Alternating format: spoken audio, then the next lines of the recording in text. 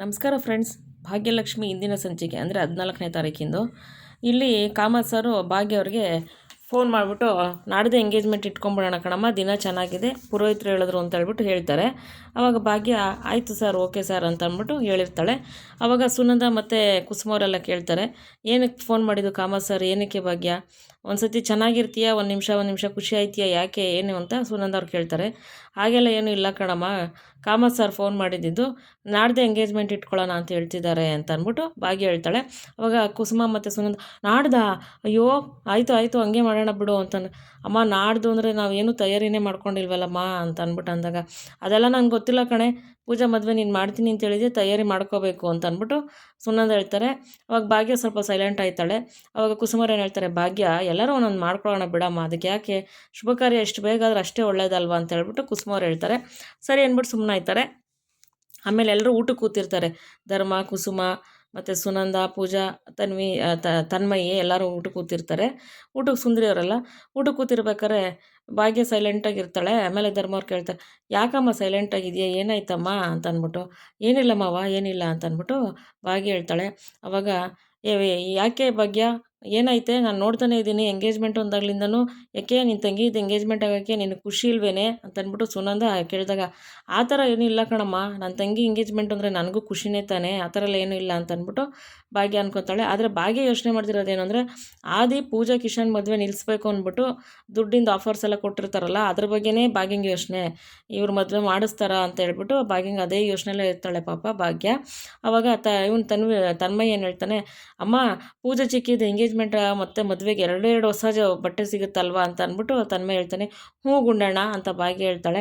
ಅಮ್ಮ ನಾನು ಪೂಜಾ ಚಿಕ್ಕಿ ಎಂಗೇಜ್ಮೆಂಟ್ ಮದುವೆಲೆಲ್ಲ ಸೂಪರಾಗಿ ಬಟ್ಟೆ ಹಾಕೊಂಡು ಡ್ಯಾನ್ಸ್ ಮಾಡ್ತೀನಿ ಅಂತ ಅಂದ್ಬಿಟ್ಟು ತನ್ಮಯ್ಯ ಹೇಳ್ತಾನೆ. ಆವಾಗ ಇವು ಸುಂದರಿ ಏನು ಹೇಳ್ತಾರೆ, ಗುಂಡ ನಾನು ನಿನ್ನ ಜೊತೆ ಡ್ಯಾನ್ಸ್ ಮಾಡ್ತೀನಿ ಕಣೋ ಅಂತ ಅಂದ್ಬಿಟ್ಟು ಸುಂದರಿ ಹೇಳ್ತಾಳೆ. ಇಲ್ಲ ಸುಂದರಿ ಆಂಟಿ, ನೀವು ನಮ್ಮ ರೇಂಜ್ಗೆಲ್ಲ ಆಗೋಲ್ಲ, ನೀವೇನಿದ್ರು ಪೂಜೆ ಚಿಕ್ಕಿ ಜೊತೆ ತನ್ವಿ ಅಕ್ಕನ ಜೊತೆ ಮಾಡ್ಕೊಳ್ಳಿ, ನನ್ನ ರೇಂಜೇ ಬೇರೆ, ನಾನು ಟಾಪು ಗೊತ್ತಾ ಅಂತಾಗ, ಓಹೋ ಆಯಿತು ಬಿಡಪ್ಪ ಮಹಾರಾಜ ಅಂದ್ಬಿಟ್ಟು ಸುಂದರಿ ಹೇಳ್ತಾರೆ.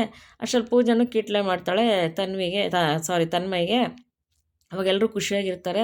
ಅವಾಗ ಕುಸುಮರು ಏನು ಹೇಳ್ತಾರೆ, ಭಾಗ್ಯ ನೀನೇನು ಯೋಚನೆ ಮಾಡಬೇಡ, ಎಲ್ಲರೂ ಒಂದೊಂದು ಕೆಲಸ ಮಾಡ್ಕೊಳ್ಳೋಣ ಬಿಡಮ್ಮ, ಶುಭ ಕಾರ್ಯ ಆಗೋದು ಬೇಗ ಆಗಲಿ ಅಂದಾಗ, ಸರಿ ಐತೆ ಆಯಿತು ಅಂತಾಳೆ. ಅವಾಗ ಧರ್ಮ, ಬೇಗ ಊಟ ಬಡಿಸಮ್ಮ, ಹೊಟ್ಟೆ ಹಸಿತಾ ಇದೆ, ಊಟ ಬಡಿಸಮ್ಮ ಅಂತೇಳಿ ಇವರು ಭಾಗ್ಯವ್ರ ಮಾವ ಕೇಳ್ತಾರೆ. ಹಾಂ ಮಾವ ಅಂತೇಳ್ಬಿಟ್ಟು ಭಾಗ್ಯ ಎಲ್ಲರಿಗೂ ಊಟ ಬಡಿಸ್ತಾಳೆ. ಈ ಕಡೆ ಏನಾಗುತ್ತೆ, ಕಾಮತ್ ಸರ್ ಮನೇಲಿ ಆದಿ ಮತ್ತು ಕನ್ನಿಕಾ ಕೂತಿರ್ತಾರೆ. ನೋಡ್ದ ಬ್ರೋ, ಡ್ಯಾಡು ನಾವು ಹೇಳಿದ ಮಾತು ಕೇಳ್ತಾನೆಲ್ಲ, ಎಂಗೇಜ್ಮೆಂಟ್ ಡೇಟ್ ಫಿಕ್ಸ್ ಮಾಡೇ ಬಿಟ್ರು, ಮದುವೆನೂ ಮಾಡಿಸ್ಬಿಡ್ತಾರೆ ಬ್ರೋ.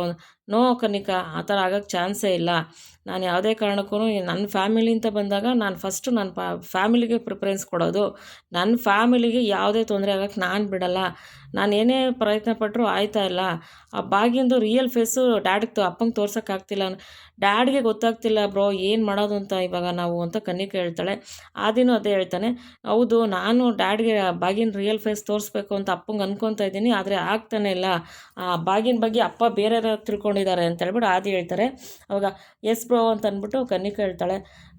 ನೋ ಕನ್ನಿಕಾ, ನೀನು ತಲೆ ಕೆಡ್ಸ್ಕೊಬೇಡ, ಆಗ್ತಿರೋದು ಎಂಗೇಜ್ಮೆಂಟ್ ತಾನೆ, ಮದುವೆ ಅಲ್ವಲ್ಲ, ಸುಮ್ಮನಿರು, ನೀನೇನು ಬೇಜಾರು ಮಾಡ್ಕೋಬೇಡ.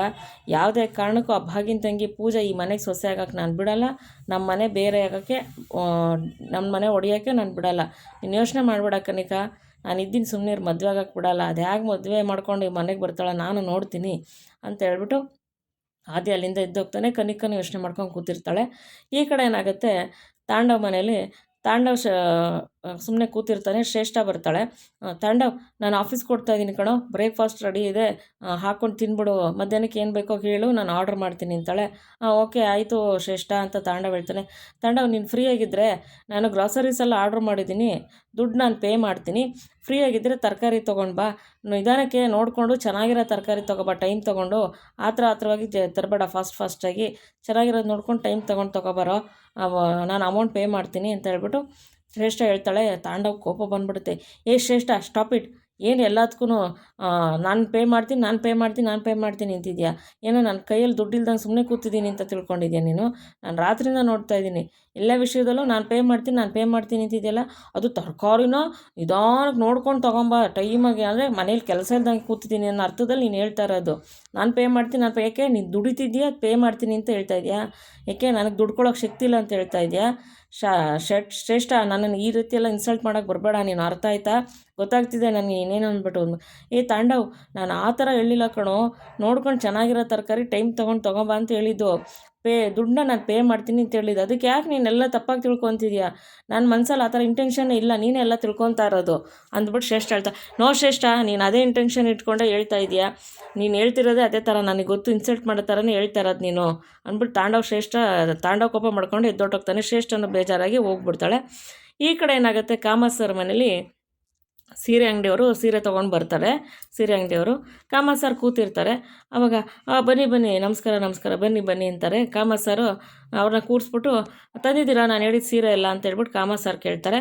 ಹಾಂ ಸರ್, ಎಲ್ಲ ತಂದಿದ್ದೀವಿ ಸರ್ ಅಂದ್ಬಿಟ್ಟು ಅವ್ರ ಸೀರೆಯವರು ಕೂತ್ಕೊತಾರಲ್ಲಿ. ಆವಾಗ ಕಿಶನ್ ಅಲ್ಲಿಗೆ ಬರ್ತಾನೆ. ಏನಪ್ಪ ಅಂತ ಹೇಳ್ಬಿಟ್ಟು ಕೇಳ್ತಾನೆ. ಏನಿಲ್ಲ ಕಣೋ ಕಿಶನ್, ನಮ್ಮ ಮನೆ ಸೊಸೆಯಾಗ ಹುಡುಗಿಗೆ ನಮ್ಮ ಮನೆಯಿಂದ ಸೀರೆ ಹೋಗ್ಬೇಕಲ್ಲ, ಅದಕ್ಕೆ ನೆನೆ ಸೀರೆ ತರಿಸಿದ್ದೀನಿ ಅಂತ ಹೇಳ್ಬಿಟ್ಟು ಕಾಮತ್ ಸರ್ ಹೇಳ್ತಾರೆ. ಸರಿನಪ್ಪ ಆಯಿತು ಅಂದ್ಬಿಟ್ಟು ಕಿಶನ್ ಬಂದು ಅಲ್ಲೇ ನಿಂತ್ಕೋತಾನೆ. ಕನೀಕ, ಅಪ್ಪ ಇವೆಲ್ಲ ಬೇಕಿತ್ತ ಇವಾಗ? ನೀವೇನು ಅವಳಿಗೆ ಸೀರೆ ಕೊಡಿಸ್ಬೇಕು? ಆ ಅವಶ್ಯಕತೆ ಏನಿದೆ? ಇವಾಗ ಅವಳಿಗೆಲ್ಲ ಸೀರೆ ಸೆಲೆಕ್ಟ್ ಮಾಡಬೇಕು ಅನ್ನೋದೇನಿಲ್ವಲ್ಲ, ಬೇಕಾದ್ರೆ ಮಾಡ್ಕೋತಾರೆ, ನೀವೇನು ಅದೆಲ್ಲ ಮಾಡ್ತಿದ್ದೀರಾ ಅಂದ್ಬಿಟ್ಟು ಕನಿಕಾ ಹೇಳ್ತಾಳೆ. ಇಲ್ಲ ಕನಿಕಾ, ಎಂಗೇಜ್ಮೆಂಟ್ ಆಗೋ ಹುಡುಗಿಗೆ ನಮ್ಮ ಮನೆಯಿಂದನೇ ಸೀರೆ ಹೋಗಬೇಕು, ಗಂಡನವ್ರ ಮನೆಯಿಂದ, ಅದು ಸಂಪ್ರದಾಯ. ಈ ಸಂಪ್ರದಾಯ ಎಲ್ಲ ನೀನು ಗೊತ್ತಿಲ್ಲ, ಸುಮ್ಮನಿರ್ತೀಯ ನೀನು ಅಂದ್ಬಿಟ್ಟು ಕನಿಕಾಗೆ ಹೇಳ್ತಾರೆ. ಇಲ್ಲ ಅಪ್ಪ, ನೀವು ಅದೆಲ್ಲ ಮಾಡೋಕ್ಕೆ ಹೋಗ್ಬೇಡಿ, ಏನೂ ಇಲ್ದವಕ್ಕೆ ಇದೆಲ್ಲ ಮಾಡಬೇಕು ನೀವು ಅಂದಾಗ, ಕನಿಕಾ ಜಾಸ್ತಿ ಮಾತಾಡಬೇಡ ನೀನು ಅಂತ ಹೇಳ್ಬಿಟ್ಟು ಕಾಮತ್ ಸರ್ ಬೈತಾರೆ. ಅಷ್ಟರಲ್ಲಿ ಅಲ್ಲಿಗೆ ಸೀರೆಯವರೆಲ್ಲ ಬಿಚ್ಚಿ ತೋರಿಸಿರ್ತಾರೆ. ಆದಿನ ಕರೀತಾರೆ. ಆದಿ ಇಲ್ಲ, ಕಿಶನ್ ನಿಮ್ಮ ಅಣ್ಣ ಇಲ್ಲ ಅಂದಾಗ, ಅಣ್ಣ ಒಳಗಡೆ ಇದ್ದಾರೆ ಅಪ್ಪ ಅಂತ ಅಂದ್ಬಿಟ್ಟು ಕಿಶನ್ ಹೇಳ್ತಾನೆ. ಆದಿ ಅಂತಾರೆ. ಆದಿ ಬರ್ತಾನೆ. ಅಪ್ಪ ಏನಪ್ಪ, ಬಾಪ ಇಲ್ಲಿ ಕೂತ್ಕೊ ಅಂದಾಗ, ಹೇಳಿಯಪ್ಪ ಅಂದಾಗ, ಇದು ಸೀರೆನೆಲ್ಲ ತರಿಸಿದ್ದೀನಿ ಎಂಗೇಜ್ಮೆಂಟ್ಗೆ. ಅಪ್ಪ ಇದು ನನಗೆ ಯಾಕೆ ಹೇಳ್ತಿದ್ದೀರಾ? ನಿಮ್ಮ ಅವಶ್ಯಕತೆ ನೀವು ನೋಡಿ ನನಗೆ ಯಾಕೆ ಹೇಳ್ತಿದ್ದೀರಾ ಅಂತ ಅಂದ್ಬಿಟ್ಟು ಆದಿ ಹೇಳ್ತಾರೆ. ಇಲ್ಲ ಬಾರೋ ಇಲ್ಲಿ, ನೀನು ಎಂಗೇಜ್ಮೆಂಟಿಗೆ ಪೂಜೆಗೆ ಯಾವ್ದು ಸೀರೆ ಚೆನ್ನಾಗದೆ ಅಂತ ಸೆಲೆಕ್ಟ್ ಮಾಡ್ಬೇಕು, ನೀನೇ ಮಾಡ್ಬೇಕು ಬಾ. ನೋವೇ, ಚಾನ್ಸೇ ಇಲ್ಲ. ಚಾನ್ಸ್ ಇದೆ, ಚಾನ್ಸ್ ತೊಗೊಂಡಿದ್ದೀಯ ಅವಾಗ ನೀನು, ಬಾಯಿಲಿ ಸೆಲೆಕ್ಟ್ ಮಾಡಿ ಬಾಯಿಲಿ ಅಂತ ಅಂದ್ಬಿಟ್ಟು ಆದಿಗೆ ಕಾಮತ್ ಸರ್ ಹೇಳ್ತಾರೆ. ಇಲ್ಲಪ್ಪ ನಾನು ಮಾಡಲ್ಲ ಅಂತ ಆದಿ ಹೇಳ್ತಾನೆ. ಇಲ್ಲ ಮಾಡಲೇಬೇಕು, ನೀನು ಯಾಕೆ ಮಾಡಲ್ಲ? ನೀನು ಚಾಲೆಂಜಲ್ಲಿ ಸೋತಿದೀಯ. ಬಾಗಿನ ರಿಯಲ್ ಫೇಸ್ ರಿವೀಲ್ ಮಾಡ್ತೀನಿ ಅಂದ್ಬಿಟ್ಟು ನೀನು ಚಾಲೆಂಜಲ್ಲಿ ಸೋತಿದೀಯ. ನೀನು ಯಾವುದೇ ಕಾರಣಕ್ಕೂ ಬಾಗಿನ ಬಗ್ಗೆ ನಿನಗೆ ಗೊತ್ತಿಲ್ಲ. ನೀನು ಇದ್ದಿದ್ದೆಲ್ಲ ಮೈಂಡ್ ಒಳಗಡೆ ಇಟ್ಕೊಂಡು ಬಾಗಿನ ಬಗ್ಗೆ ಕೆಟ್ಟದಾಗಿ ಯೋಚನೆ ಮಾಡಿದ್ದೀಯ ನೀನು. ಭಾಗ್ಯ ಆ ಥರ ಎಲ್ಲ ಒಳ್ಳೆ ಸಂಪ್ರದಾಯಸ್ಥ ಹೆಣ್ಮಗಳು ಅಂತ ನಾನು ಹೇಳ್ತಾಯಿದ್ರು ನೀನು ಕೇಳ್ತಾ ಇಲ್ಲ. ಇವಾಗ ನೀನು ಚಾಲೆಂಜಲ್ಲಿ ಸೋತಿದೀಯಾ, ಬಾಯಿಲಿ. ಅಪ್ಪ ನಾನು ಚಾಲೆಂಜಲ್ಲಿ ಇನ್ನೂ ಸೋತಿಲ್ಲ, ಆದರೆ ಗೆದ್ದಿಲ್ವಲ್ಲ ಅಂತ ಕಾಮತ್ ಸರ್ ಹೇಳ್ತಾರೆ.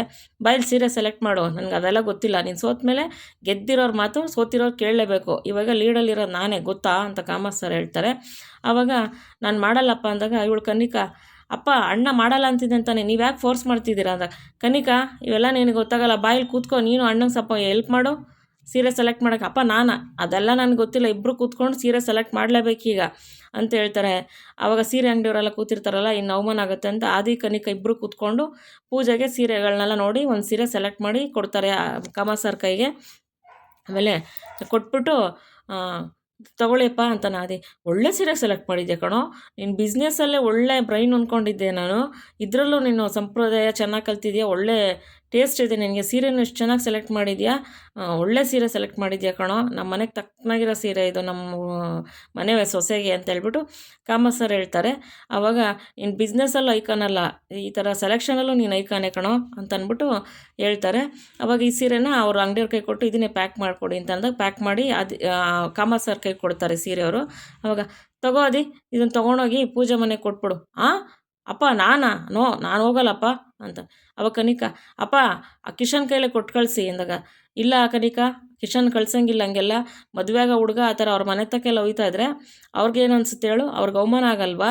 ಮದುವೆಗ ಹುಡುಗ ಹಂಗೆಲ್ಲ ಅವ್ರ ಮನೆ ತಕ್ಕೆಲ್ಲ ಹೋಗ್ಬಾರ್ದು, ಅದೆಲ್ಲ ಸರಿಗಿರಲ್ಲ, ನಿನಗೆ ಗೊತ್ತಾಗಲ್ಲ ಅವೆಲ್ಲನೂ, ಅದೆಲ್ಲ ನನಗೆ ಗೊತ್ತಿಲ್ಲ. ನೀನು ಆದಿ ಇಬ್ಬರು ಹೋಗಿ ಪೂಜಾ ಮನೆಗೆ ಭಾಗ್ಯ ಮನೆಗೆ ಈ ಸೀರೆ ತಲುಪಿಸ್ಬೇಕು ಅಷ್ಟೇ, ನನಗೆ ಜಾಸ್ತಿ ಆರ್ಗ್ಯುಮೆಂಟ್ ಬೇಕಾಗಿಲ್ಲ, ನಾನೇನು ಹೇಳ್ತೀರೋ ಅದನ್ನು ನೀವು ಮಾಡಬೇಕು.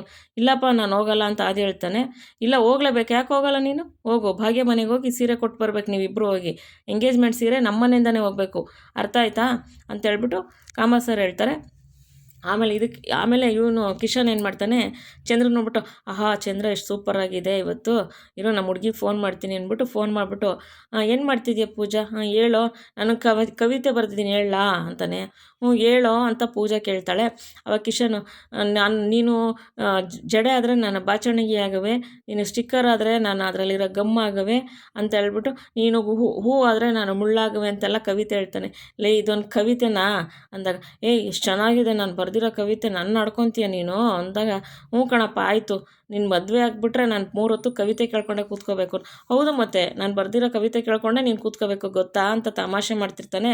ಅದಕ್ಕೆ ಆಮೇಲೆ ಕನಿಕಾ, ಏನು ಕಿಸ್ಕೊಂಡು ಮಾತಾಡ್ತಿದ್ಯಾ, ಮನೆ ಅಳಿತಾವಾ ಅಂತ ಅಷ್ಟರಲ್ಲಿ ಕನಿಕಾ ಬರ್ತಾಳೆ ಫೋನ್ ಕಟ್ ಮಾಡಿದ್ಮೇಲೆ. ಇವಾಗ ಪೂಜಾ ಕನಿಕಾ, ಪೂಜಾಗೆ ಈ ಥರ ಎಲ್ಲ ನೀನು ಮಾತಾಡಬೇಡ, ಅವಾಗಂತೂ ನನ್ನನ್ನು ವೇಸ್ಟ್ ಮಾಡಿ ಅಂತೆಲ್ಲ ಮಾತಾಡ್ತಿದ್ದೆ, ಇವಾಗೇನಾದರೂ ನೀನೇನಾದ್ರು ಪೂಜಾ ಬಗ್ಗೆ ಎಲ್ಲ ಮಾತಾಡಿದ್ರೆ ನಾನು ಸುಮ್ಮನೆ ಇರಲ್ಲ. ಏನಕ್ಕೆ ನೀನು ಆ ಥರ ಎಲ್ಲ ಮಾತಾಡ್ತೀಯಾ, ಇದಕ್ಕೆ ನಾನು ಆಮೇಲೆ ವಾಪಸ್ ಸರಿಯಾಗಿ ನೀನು ಮಾತಾಡಬೇಕಾಗತ್ತೆ, ಹುಷಾರಾಗಿರೋ ನೀನು.